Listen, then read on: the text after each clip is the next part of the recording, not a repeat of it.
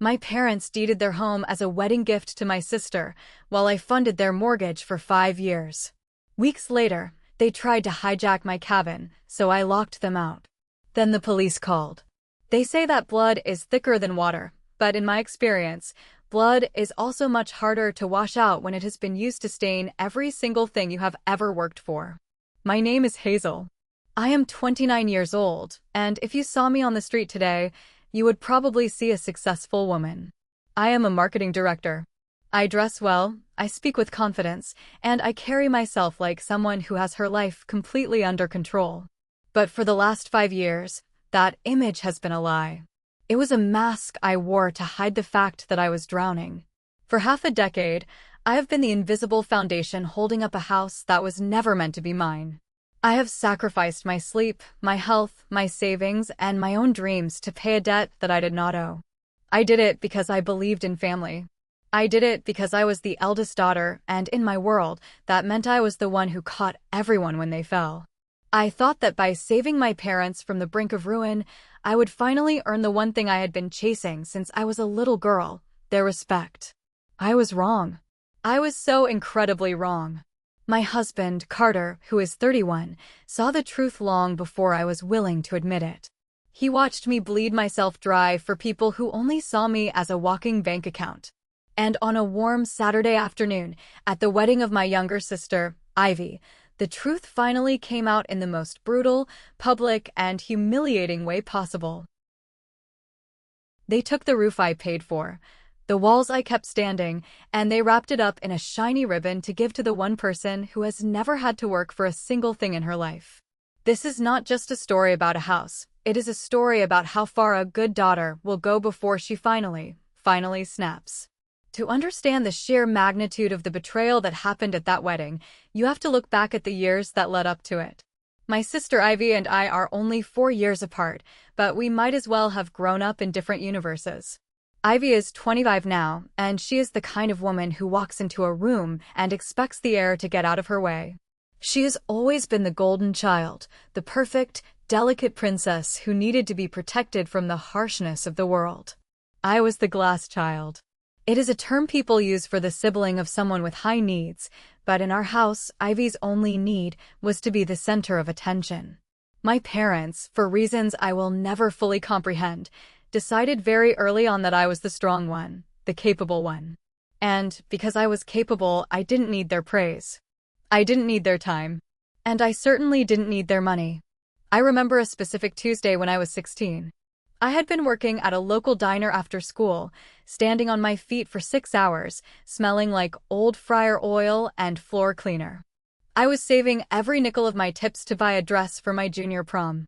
I didn't ask my parents for a dime because I knew the rule. Hazel handles things.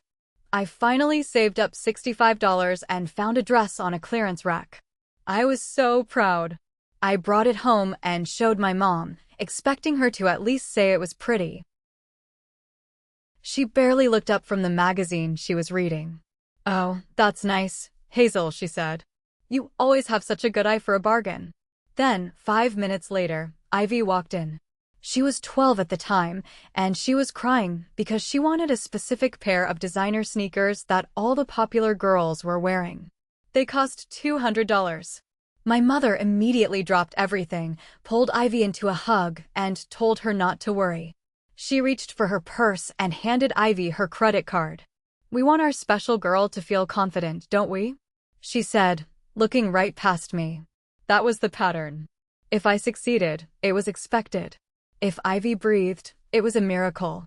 I moved out the day after I graduated high school. I worked 3 jobs while taking 20 credits a semester. I lived on peanut butter sandwiches and tap water.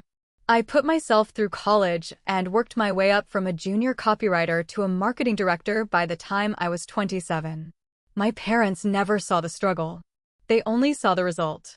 And because the result was Hazel is doing great, they felt no guilt when the crisis finally hit. I met Carter when I was 22. He was a junior financial analyst back then, just as driven and just as tired as I was. We were 2 people who had grown up with nothing, and we were determined to build something solid. We had a plan. We lived in a tiny, one-bedroom apartment with a radiator that hissed like a snake and a view of a brick wall. We saved. Oh, God, how we saved. We didn't do brunch. We didn't do movies. We bought our clothes from thrift stores and walked everywhere to save on gas. By the time I was 24, we had $32,000 in a high-yield savings account. That number was more than just money to us, it was our freedom. It was the down payment on the house we wanted to buy so we could finally stop renting and start a family. We had a spreadsheet. We had a timeline. We were 3 months away from talking to a mortgage broker. I finally felt like I could breathe. I felt like I had outrun the shadow of being the invisible child. But my parents, they have a way of finding you just when you think you've escaped. They didn't call me when I got my first promotion. They didn't call me on my birthday until 10 o'clock at night. But when the bank sent them a foreclosure notice, when the reality of years of my father's bad luck with jobs and my mother's medical expenses finally caught up to them, I was the first person they thought of. Not because they loved me, but because they knew I was capable. And being capable is the heaviest burden a child can ever carry. The call came at exactly 2:14 in the morning. It was a Tuesday. I know the time because I remember the red glow of the digital clock on my nightstand burning into my retinas. My phone was vibrating against the wood, a frantic, buzzing sound that meant someone was either dead or dying. I answered, my heart hammering against my ribs. It was my mother. She wasn't just crying, she was wailing. It was a sound of pure, unadulterated panic. Hazel, you have to help us. They're taking the house. They're taking everything. I sat up, the cold air of the bedroom hitting my skin. My father took the phone. His voice was different, smaller. My father is a man who prides himself on his stoicism, but that night, he sounded like a broken child. He told me the truth he had been hiding for 6 months. He had lost his job at the plant months ago. He hadn't told anyone because he was handling it. But he hadn't handled it. He had stopped paying the mortgage. He had stopped paying the property taxes. They were 3 months past the final notice. The bank was moving to evict them in 30 days. We have nowhere to go, Hazel, he whispered.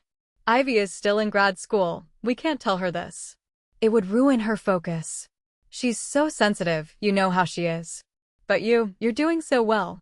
We saw your post about the new job. You're making 6 figures now, right? I looked at Carter. He was sitting up now, watching me. He knew. Even before I said a word, he knew our $32,000 was already gone. I felt a cold, numbing sensation wash over me. I looked around our tiny apartment, at the water stain on the ceiling and the mismatched furniture we had meticulously gathered. How much? I asked. $8,000 just to stop the immediate foreclosure, my father said. And then we need help with the monthly payments until I find something new. It's $1,950 a month, Hazel. $1,950. That was more than my rent. That was more than Carter's half of the car payment and groceries combined. I did the math in my head. If we gave them the $8,000 and then paid their mortgage every month, our savings would be gone in a year.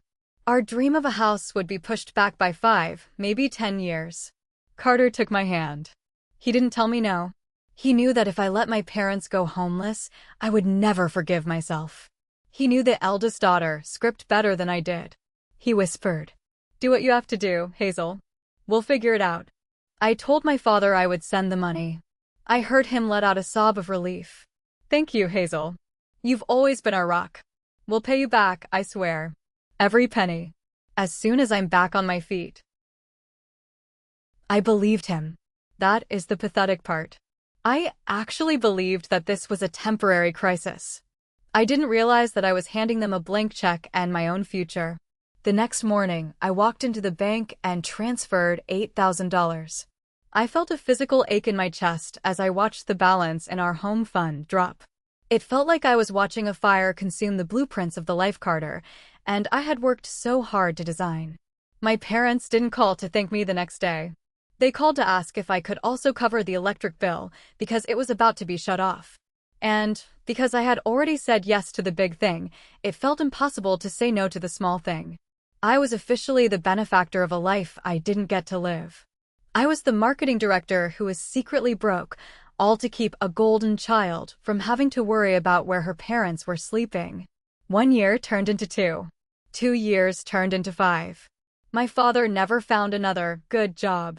He found part-time work here and there, but it was never enough to cover the $1,950 mortgage. And my mother? Her arthritis became her full-time occupation. She spent her days scrolling through Facebook and shopping for deals that somehow always involved my credit card. During those 5 years, Carter and I lived like ghosts. We were making combined salaries of nearly $150,000 a year, but you would never have known it. I remember one specific winter in 2021. The heater in my old sedan, a car I had owned since college, finally gave up. It was mid-January, and the temperature was hovering around 10 degrees. I couldn't afford to fix it. Every spare cent I had was going to the house. I spent 2 months driving 45 minutes to work every morning with a literal blanket wrapped around my legs. I would wear 2 pairs of socks, winter boots, and heavy gloves inside the car. I would arrive at my high-level marketing meetings with my nose bright red and my fingers so stiff I could barely type. My boss even pulled me aside once and asked if everything was okay at home. He said, "Hazel, you're one of our top directors. Why are you driving a car that looks like it belongs in a junkyard?" I just laughed it off and said I was being frugal. I couldn't tell him that I was paying for a 4-bedroom house in the suburbs that I wasn't allowed to visit because Ivy was home for the weekend and needed her space. That was the salt in the wound. Ivy. While I was shivering in my car and eating generic brand oatmeal for dinner, Ivy was living the life of a socialite. She finished grad school, a degree my parents somehow found the money to help her with, even though they were broke. She got a job as an influencer assistant, which paid almost nothing, but she always had the best clothes. I remember scrolling through Instagram one night while I was sitting in my dark apartment to save on the power bill. I saw a post from Ivy. She was at a trendy brunch spot, holding a mimosa in one hand and a brand new, cream-colored designer handbag in the other. The caption said, "Best parents ever. A little just because gift to celebrate my new job. I love you guys so much." That handbag cost $1,200. I knew the price because I had seen it in a magazine and dreamed of owning it one day when I was rich. My parents had spent $1,200 on a just because gift for Ivy while I was literally paying the $1,950 mortgage for them that same week. I called my mother, my voice trembling with rage.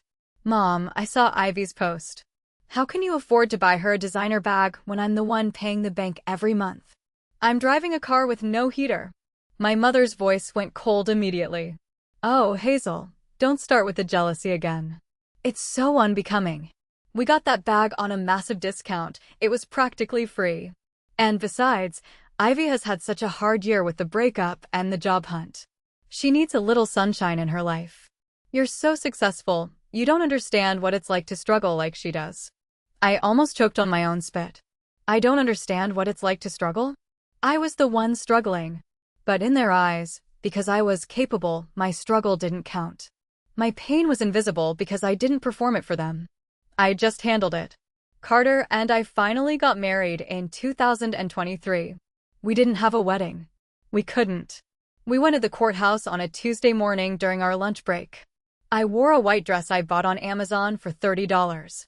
My parents showed up late, complained that the courthouse was depressing, and then asked if we were going to take them out to a fancy steakhouse to celebrate. When I said we were just going back to work, my dad huffed and said, "Well, I guess some people just don't value family traditions." I paid the mortgage that month. I paid the property taxes.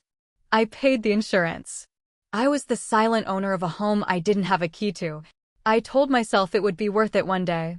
I thought that when my parents eventually, passed away, the house would be mine. It was my investment. It was my safety net. I was building equity in the only way I knew how. I had no idea that my parents and Ivy were already meeting with a lawyer behind my back. I had no idea that every dollar I sent was just making it easier for them to cut me out of the family forever. The news of Ivy's engagement to Declan hit like a tidal wave. Declan was from a good family, which was code for his parents have money.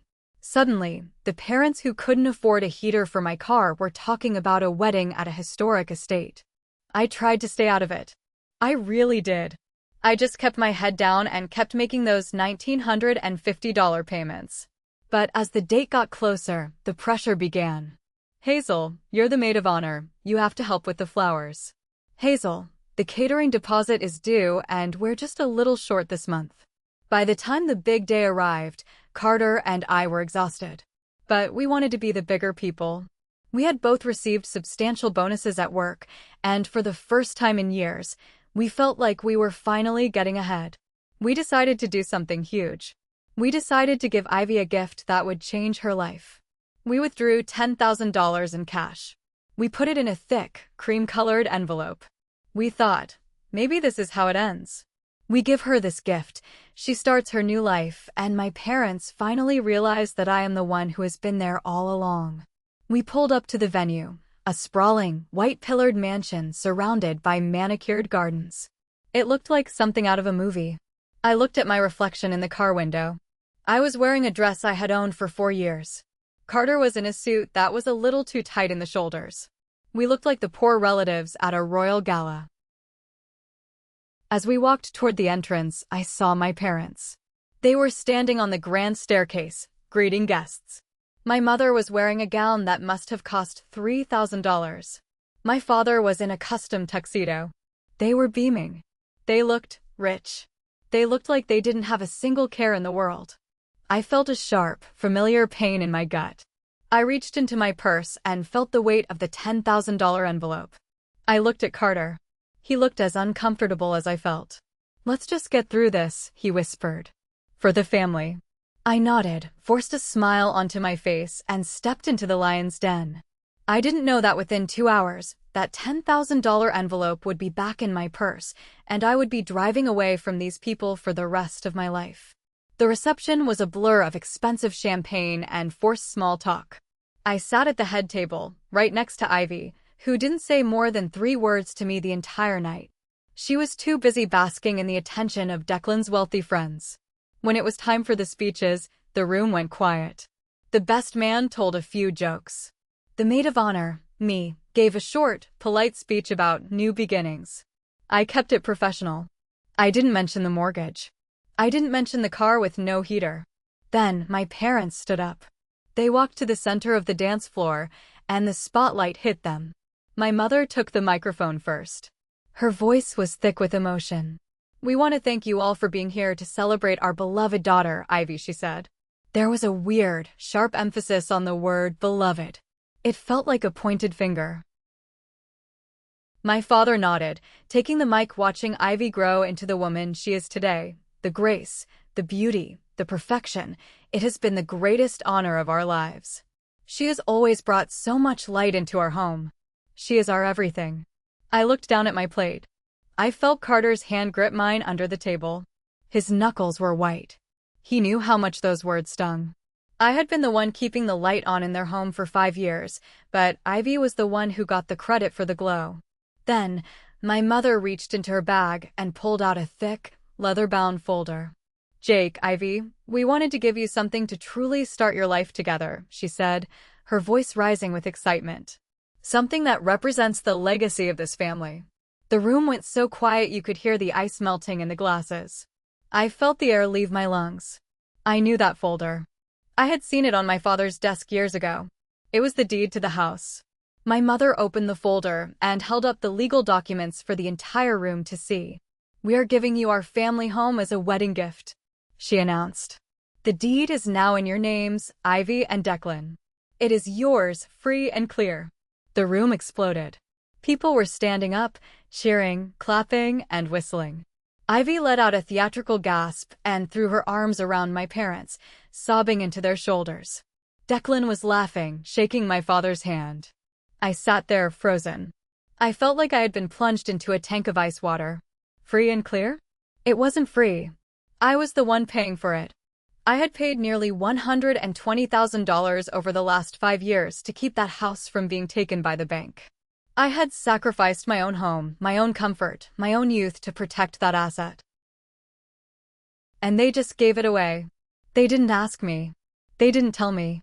They didn't even acknowledge that the gift they were giving was bought with my blood and sweat. They stood there, basking in the praise of 100 people, looking like the most generous parents in the world, while I sat 3 feet away, feeling my soul turn to ash. I looked at Ivy. Through her tears, she caught my eye. And for a split second, the mask slipped. She didn't look surprised. She didn't look overwhelmed. She looked smug. She looked like she had finally won the game we had been playing since childhood. She knew. She had known the whole time. I didn't make a scene. I didn't stand up and scream. I couldn't. I was too empty for that. I just leaned over to Carter and whispered, "We're leaving. Now." He didn't hesitate. He stood up, grabbed his jacket, and we walked out of that ballroom while the crowd was still cheering. We walked past the ice sculptures, past the imported orchids, and straight out to our rusty sedan. I didn't say a word until we were inside the car. I reached into my purse and pulled out the cream-colored envelope. $10,000. I looked at the thick stack of cash. These people didn't deserve a single cent from me. Not anymore. I opened my phone. My hands were shaking, but my mind was clearer than it had been in years. I opened my banking app. I navigated to the scheduled transfers section. I found the one labeled Parents' Mortgage, $1,950. Due in 3 days. I hit the cancel button. Then I hit confirm. Then I went through my contacts. I blocked my mother. I blocked my father. I blocked Ivy. I blocked Declan. I looked at Carter. He was watching me, a look of profound relief on his face. "What now?" he asked. "Now," I said as I started the engine, "we go home. And for the first time in 5 years, I'm going to sleep in a house that I don't have to pay for." I drove away from that mansion, and I didn't look back in the rearview mirror once. I was done being the capable daughter. I was ready to be the dangerous one. I am honestly vibrating with anger right now. Can you guys actually believe the sheer, unmitigated gall of these people? Hazel spent 5 years. 5 years, living like she was in poverty, driving a car with no heater in the dead of winter, all to save her parents' home. And then they have the nerve to stand up at a wedding and give that house away to the spoiled younger sister like they're some kind of billionaire philanthropists? It is the ultimate betrayal. It's not just about the money. It's about the fact that they completely erased Hazel's existence. They treated her like a utility company, not a daughter. But man, that moment when she took back the $10,000 envelope and canceled that mortgage transfer, that was pure, cold, delicious justice. But don't go anywhere, guys, because this is only the beginning. If you think the parents and Ivy are just going to let Hazel walk away with her own money, you have another thing coming. What happens 3 weeks later is going to make your blood boil even more, and Hazel's final move is absolutely legendary. Before we move into part 2, please take a second to hit that like button, subscribe to the channel, and leave a comment with the name of the city you are watching from. I love seeing how far these stories travel. Every comment helps the algorithm, and I appreciate you all so much. Now let's get into the absolute chaos of the aftermath. For 3 weeks, my world was silent. It was a heavy, ringing silence that followed the explosion of that wedding night. I didn't answer my mother's calls. I didn't respond to my father's increasingly desperate texts. I certainly didn't look at Ivy's social media posts, though I could imagine them. Photos of her posing in her new kitchen, captioned with things like, "Our dream home," or, "So blessed to have a family that supports us." The first thing I did the morning after the wedding was go to the bank. I sat in a cold, sterile office and spoke to a representative. I told them to permanently cancel the automatic recurring transfer to my parents' mortgage lender. The representative asked if I was sure. I looked her dead in the eye and said, "More sure than I have ever been of anything in my life." Seeing that $2,000 stay in my own account for the first time in 60 months felt like a shot of adrenaline. Carter and I spent those 3 weeks in a state of quiet recovery. We didn't talk about it every day, but the tension was always there, simmering. We felt like we had been released from a prison, yet we were still waiting for the guards to come knocking on the door to drag us back in. Then, on a Friday evening, the silence broke. My phone buzzed on the coffee table. It was my mother. Against my better judgment, and mostly because Carter urged me to finally hear them out so we could move on, I answered. Her voice was sugary sweet, dripping with that fake, performative kindness she always used when she wanted something. "Hazel, honey," she said, as if the last time we spoke wasn't her handing away my life's work to my sister. "We have missed you so much. We know the wedding was a whirlwind and we didn't get much time to talk. Ivy and Declan are back from their honeymoon in Hawaii, and they want to host a proper family dinner tomorrow night. At the house. We really want you and Carter to be there. Let's put everything behind us, for the sake of the family." I looked at Carter. He shrugged, his expression saying, "Let's see what they have to say." "Fine," I said, my voice flat and devoid of emotion. "We will be there at 7. I hung up before she could say another word. I knew it was a trap. I knew the dinner wasn't about family. It was about something else. But I also knew that for 5 years, I had been the one hiding in the shadows, paying for a house I wasn't allowed to own. Now, I wanted to walk into that house as a guest and see exactly what my money had bought. I wanted to see the look on their faces when they realized their cash cow had finally left the pasture. Walking up the driveway of my parents. I mean, Ivy's house felt surreal. I had walked this path 1,000 times over the last 5 years, usually carrying groceries I had bought for my parents or documents related to their property taxes. But tonight, it felt like walking into enemy territory. Ivy answered the door. She was wearing a silk robe and holding a glass of expensive red wine. She didn't look like the sister I grew up with. She looked like a woman who had won the lottery and was already bored with the prize. "Hazel, you made it," she chirped, leaning in for a fake air kiss that I expertly avoided. Come in, come in. Declan is just finishing up some drinks in the kitchen." We stepped inside, and I felt a physical pang of nausea. The house was different. In just 3 short weeks, Ivy had started erasing my parents' history. The old, comfortable blue curtains my mother had loved were gone, replaced by heavy, pretentious cream-colored drapes. The family photos in the hallway had been pushed aside to make room for framed professional shots from Ivy and Declan's wedding. The dining room table was set with fine china.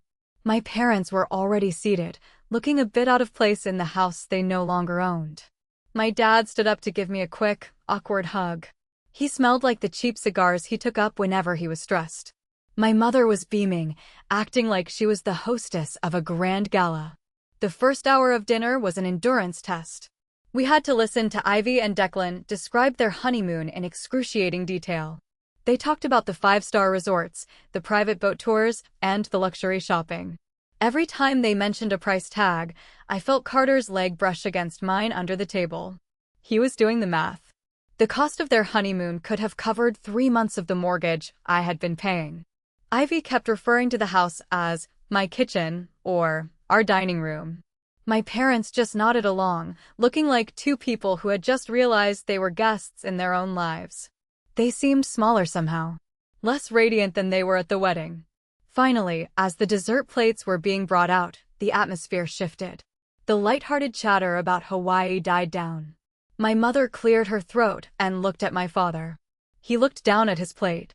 "So, Hazel," my mother began, her voice taking on that familiar, manipulative tremor. "We wanted to talk to you about the next phase of our family plan.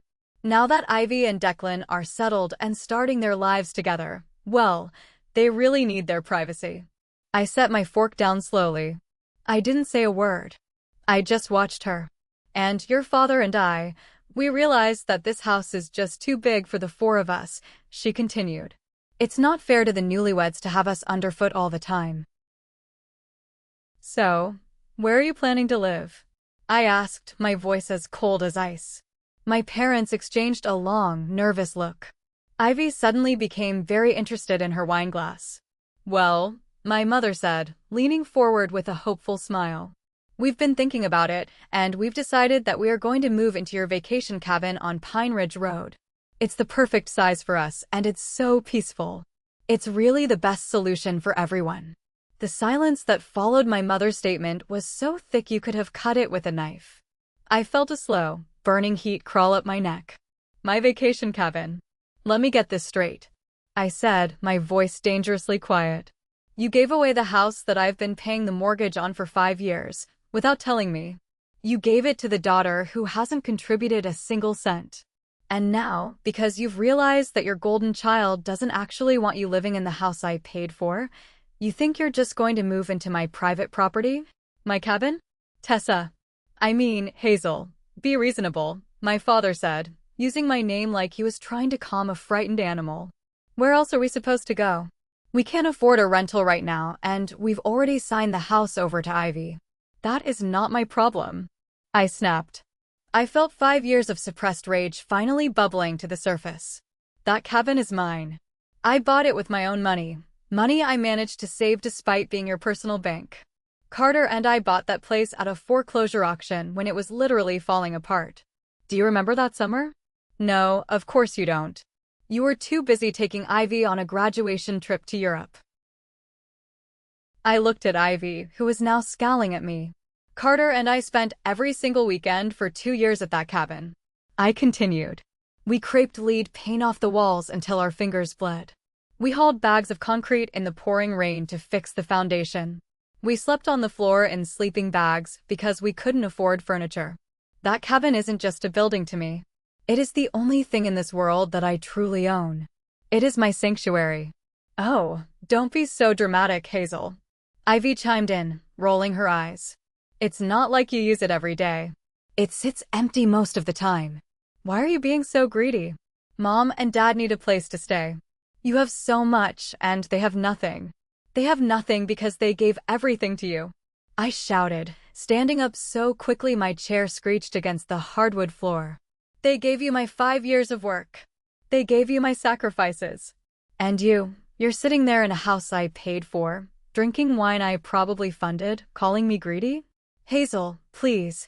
My mother started to cry, those practiced, manipulative tears. We are your parents. We raised you. We gave you everything. You gave me nothing. I said, leaning over the table, looking her right in the eyes. You gave me chores. You gave me bills. You gave me the responsibility of being the adult while you stayed children. I am not giving you my cabin. Not today. Not next month. Not ever. We already have the keys, Hazel, my father said, his voice turning stern, trying to reclaim some shred of authority. You gave us a spare set for emergencies years ago. We were planning on moving some things in this week. If you set one foot on that property without my permission, I said, picking up my purse and looking at Carter, who was already standing, I will call the police. I am not joking. I am done being your safety net.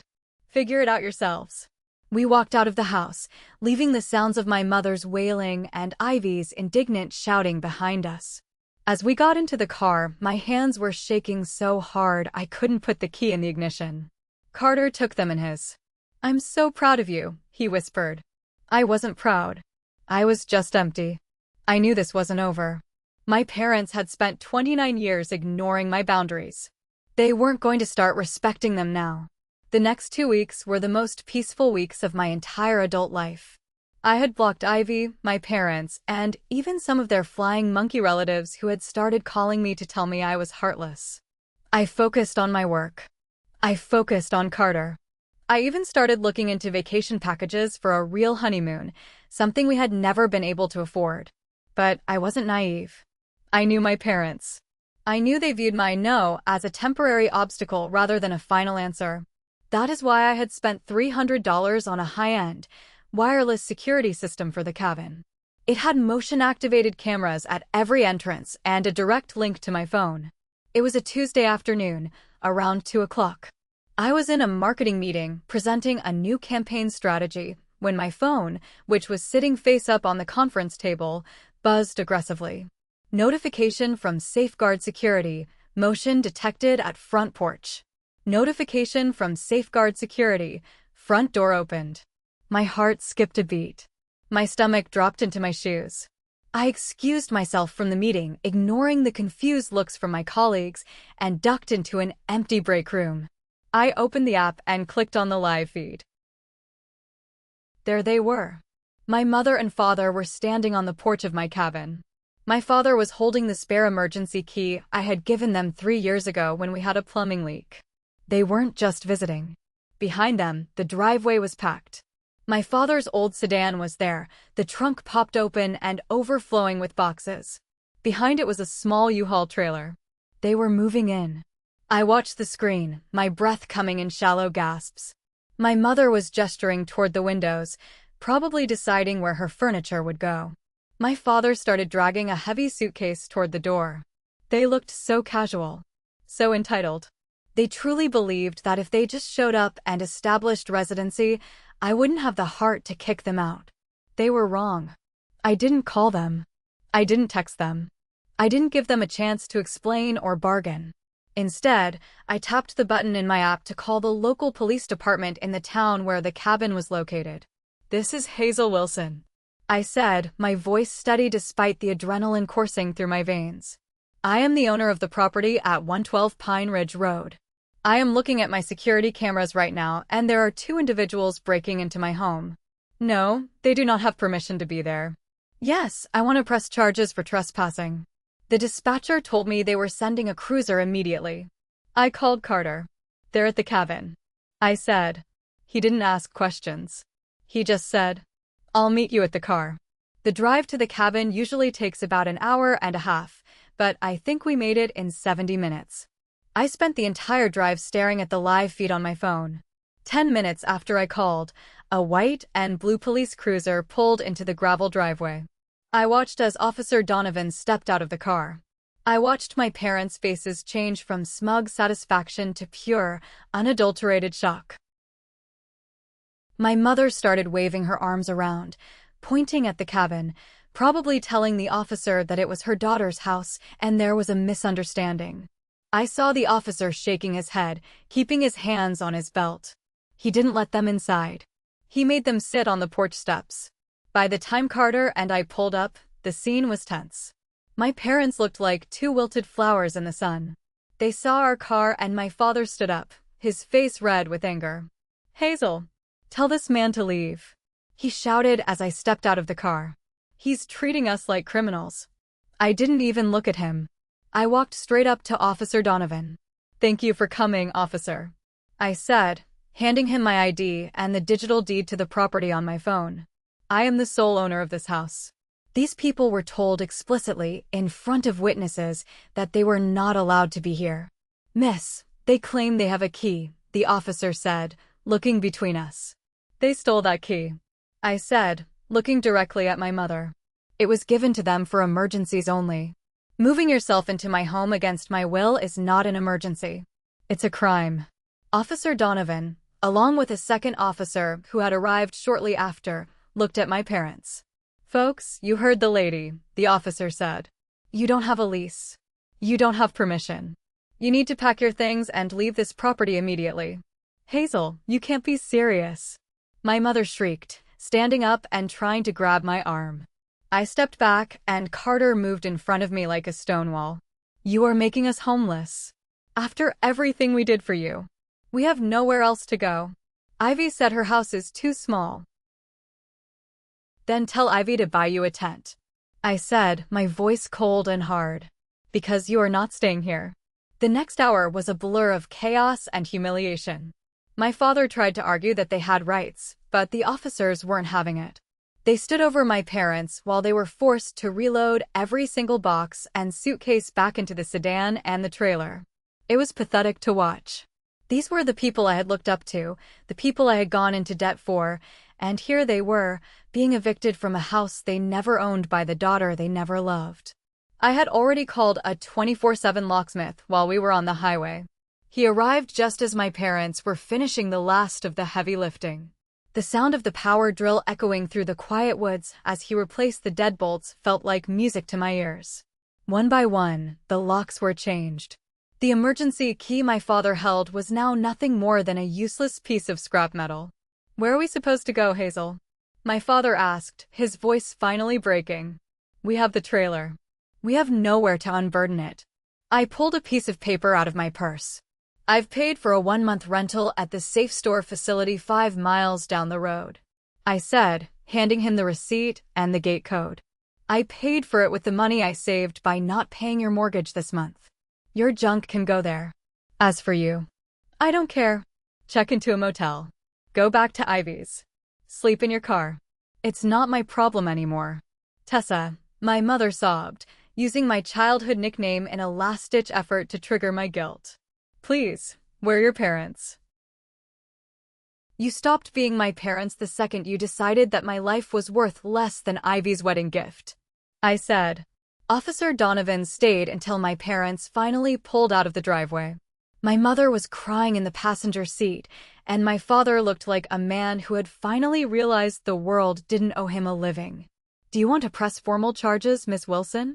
The officer asked.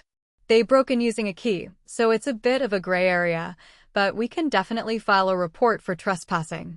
I looked at the dust settling in the driveway. No, I said. I just want them gone. If they ever come back, then we will talk about charges. Once the police and the locksmith left, the cabin was silent again. Carter and I walked inside. It smelled like cedar and dust. It was perfect. We spent the evening sitting on the porch, watching the sun set over the lake. For the first time in 5 years, I didn't feel like I was waiting for the other shoe to drop. I had dropped the shoe myself, and it had landed right on the people who deserved it. But as the stars came out, I knew the war wasn't over.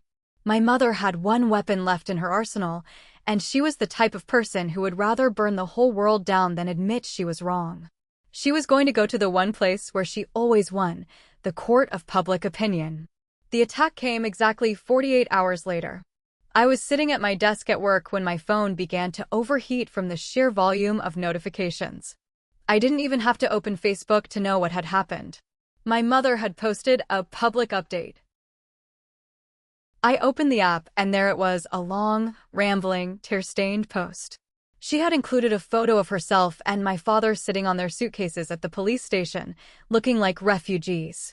The caption was a masterpiece of manipulation. Today my heart is truly broken, it began.